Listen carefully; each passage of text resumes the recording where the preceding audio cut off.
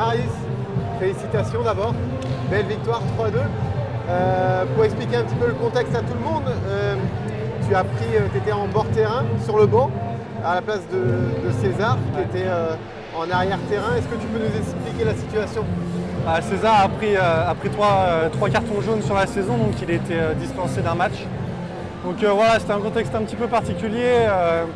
On a fait une bonne semaine d'entraînement, les filles étaient au courant avant, donc je les remercie d'avoir tout donné avec moi. Elles m'ont quand même facilité la tâche, on va dire, même si ça a été un match quand même très serré. Donc voilà, un contexte un petit peu différent pour ce match. Ouais.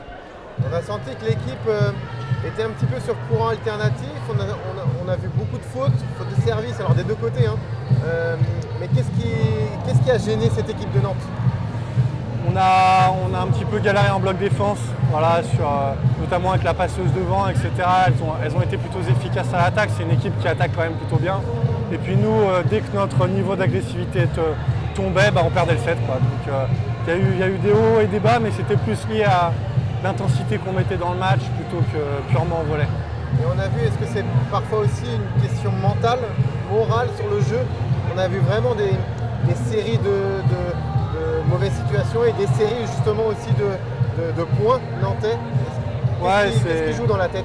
C'est un petit peu quelque chose qui nous suit depuis le début de l'année. Voilà, dans les money time, il y a des moments où on prend un petit peu des séries. Donc on continue de travailler dessus. C'est des choses c'est des matchs comme ça, des expériences comme ça avec des tie-breaks à 20-18 qui nous aident aussi à progresser là-dessus. Donc il y a l'aspect mental aussi, comme tu as dit, qui est un peu compliqué à gérer. Voilà, c'est la pression, c'est quand je passe au service. Je sais que je vais avoir la balle à l'attaque et je sais que c'est moi qui dois scorer. Donc voilà. C'est encore certaines des joueuses assez jeunes, et donc on continue de travailler dessus, mais quelque chose qui nous suit depuis le début de l'année. C'est important de gagner ces matchs-là justement. Ouais, c'est hyper important pour le moral, pour garder la troisième place, si je dis pas de bêtises ce soir, pour jouer à domicile au play-off et montrer que voilà, ça va être super dur aux équipes de venir jouer chez nous.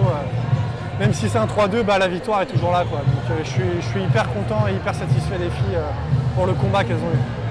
Et toi, être sur le banc, un peu plus personnellement, comment tu l'as ressenti dans Mangin, avec ce public, avec l'atmosphère? Ouais, c'était énorme, il y avait énormément de monde, donc pas un match facile pour le premier match en IGAF. Après, j'avais déjà fait des finales en tant que head coach, mais pas à ce niveau-là, donc c'est vrai que c'était une nouvelle expérience. Moi, j'ai beaucoup aimé le monde, l'ambiance qu'il y avait générale, donc c'était top. Un petit peu de stress forcément, mais voilà, je remercie énormément les filles de m'avoir accompagné dans cette première expérience. Tu avais aussi César dans l'oreille? Ouais, exactement. J'ai été beaucoup aidé par César à distance et Sylvain qui était sur le banc avec moi. Donc j'étais pas tout seul du tout. Merci. Merci beaucoup. Bravo.